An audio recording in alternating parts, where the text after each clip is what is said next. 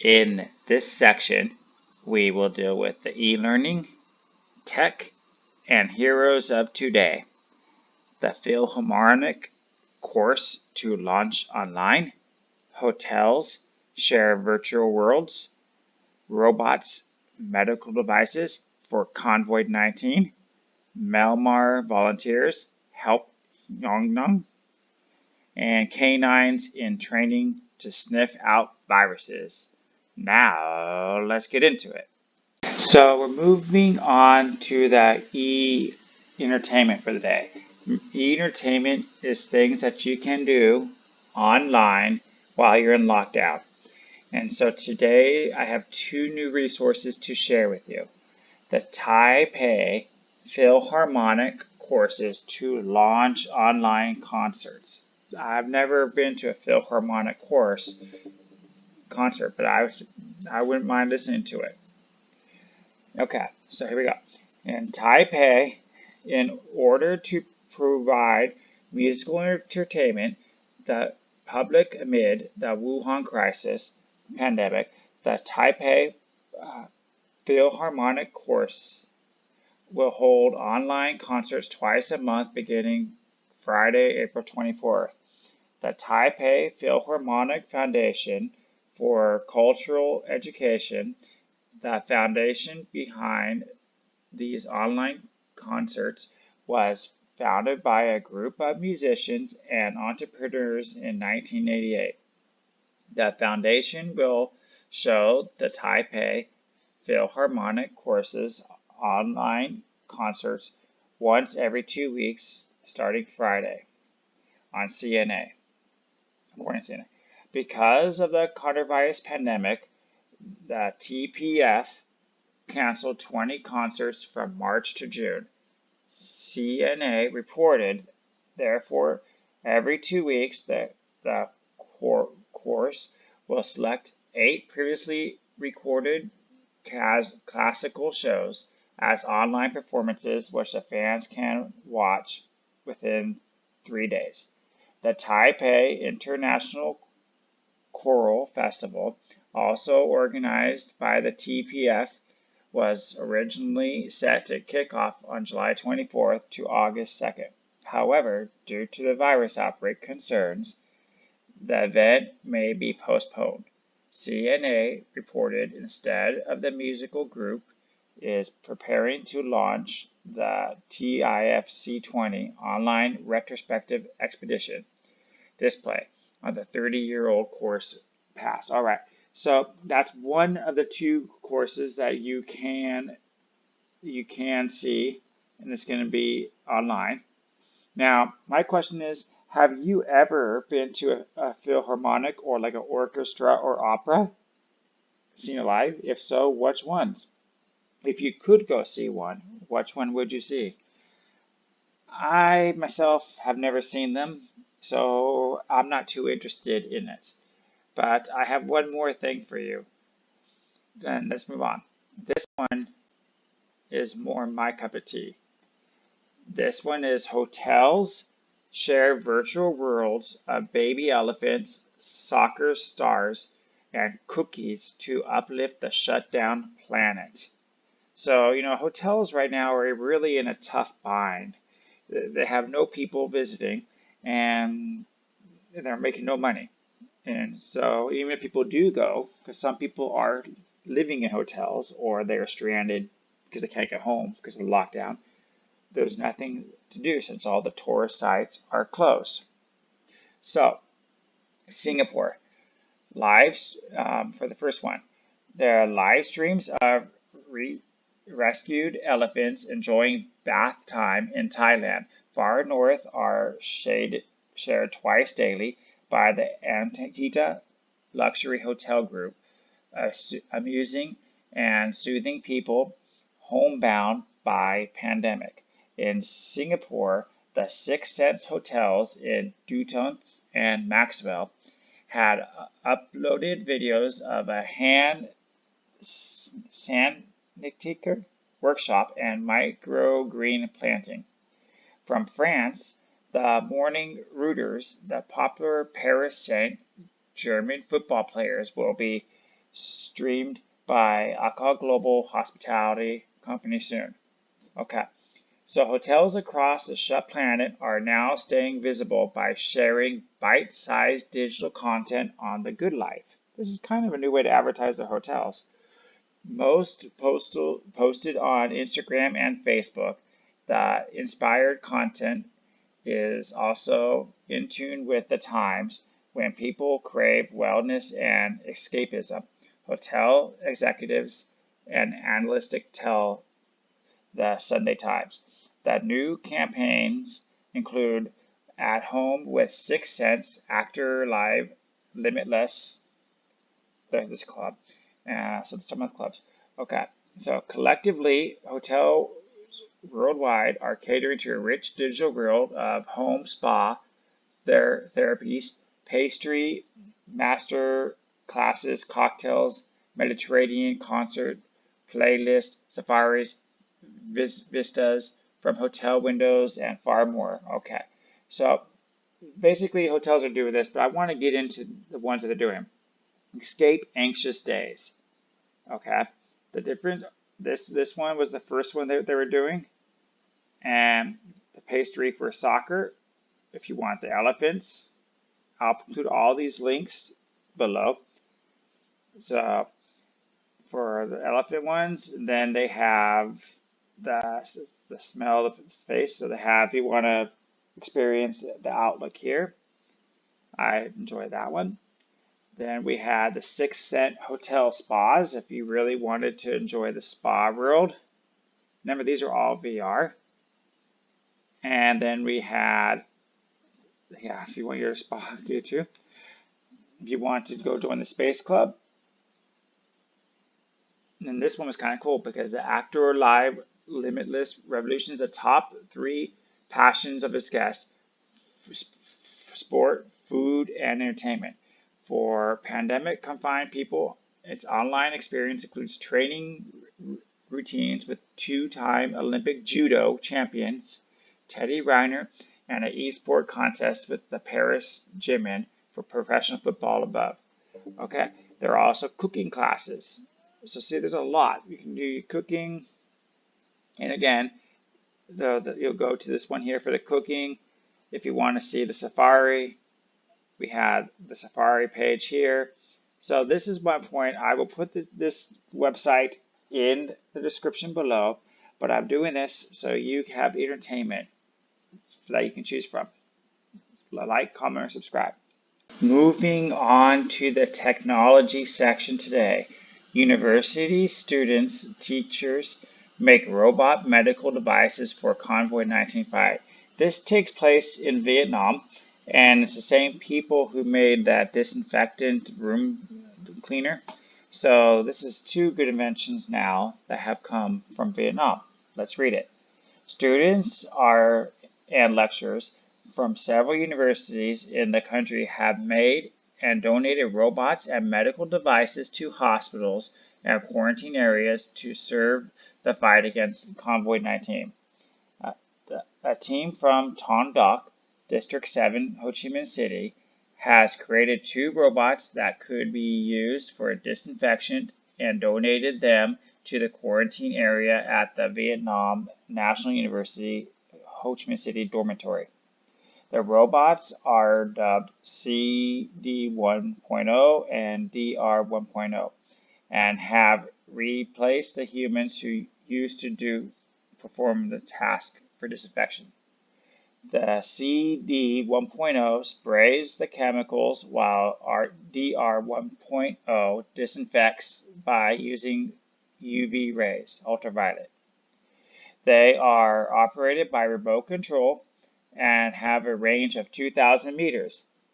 They have smartphones attached, enabling users to see their surroundings and control them through video calls. They both have the maximum battery life of 6 hours and a maximum speed of 15 kilometers per hour. Since they can carry nearly 170 kilograms, they could also be used to transport medicines and other medical stuff and food besides disinfection. The team of one lecturer of the 4 students from the Daning University of Science and Technology has made a robot which could replace humans and carry food, medicine, and other essential items to isolated rooms. Oh, that's cool, but I always like the human touch. It is a speaker it has a speaker to enable the health officials to talk with the patients. Oh, that's nice.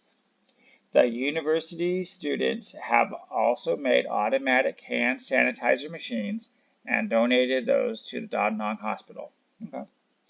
Scientists from the Military Technical Academy in Hanoi have made a robot which can carry food and medicine to patients, collect rubbish, and help doctors and patients interact with each other.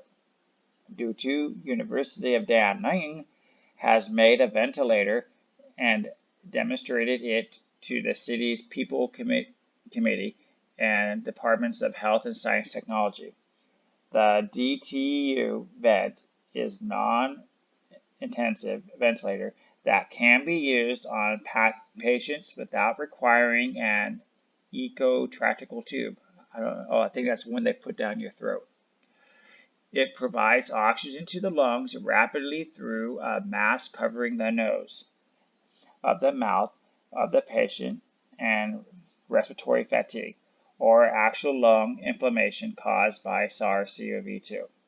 It costs less than $20 million or $850, equivalent to a fourth or fifth the price of the machine sold on the market. A team from the Notong University of Technology in Thai Nong Province also made a device for measuring people's temperature instantly and installed several at the university's dormitory for foreign students. Students just need to put their hand in front of the device and their body temperature is displayed. That'd be cool if they could do that like on an app. Maybe there is an app that does that. A team from Kuala University in Bingdin Province has made devices from sanitizing hands and automatically measuring the temperature. They have installed these at all the hospitals in the city. Okay, Deputy Minister of Education in Vim Puck said the ministry has approved the universities for this contribution. So my question for you is, what do you think of these devices? Which one do you like? Which one do you think could help you in your work at the hospital or at home? And have you ever used a robot for anything? If so, what could it do? Or have you made a robot that did something? Leave your comments below. I would really love to know. My favorite part of the day, the heroes of today. And today, I have a group and I have an animal. The first is the animal. Can dogs detect COVID-19? Canines in training to sniff out viruses. Let's get into it. Can dogs detect COVID-19? A British charity believes so and has begun training canines to sniff out the coronavirus following previous screening success with various illnesses. Medical detection dogs set up in 2008 to harness dogs' sharp sense of smell to detect human diseases started working on the project late last month. In its training room, Melton Canine in central England, the dog is being intensively trained to sniff out samples of the virus and indicate where they have found it to receive a treat. When they find it, they receive a treat. The approach is based off a belief that each disease triggers a distinct odor, which canines are uniquely well placed to smell. The charity has previously worked with dogs to detect cancer, Parkinson's disease, and bacterial infections using samples taken from patients. We believe dogs can detect COVID-19 and will be able to screen humans, hundreds of people very, very rapidly. We know who needs to be tested and isolated. All right, the founder and chief executive said, we have evidence that dogs can detect bacteria and other diseases, so we believe that taking this project forward will make a huge difference in the ability to fight the spread of this virus. Guest is working with the London School of Hygiene and Tropical Medicine. The university is in the Northeast England, has the same team that recently collaborated to show dogs can be trained to detect malaria. Oh, well, that's actually nice. So what do you think? Do you think that dogs can detect diseases? What has a service dog or any dog, a rescue dog, have they done anything for you, or have you seen them in work? What did they do? Please leave your comment below and we'll read a little bit more on this. James Logan, head of the Disease Control Department, said the project demonstrated dogs can smell odors from humans with extremely high accuracy. He added that there was a very high chance that they would be able to detect COVID-19 in a similar way and potentially revolutionize our response to the disease. The team is aiming to train the dogs over a 6-week period to help provide the rapid, non-invasive diagnostic tool. Canines also can detect suitable changes in skin temperature, potentially making them useful for determining if a person has a fever. If successful, the four-legged detectives could be deployed at airports to identify people carrying the virus, according to Lindsay.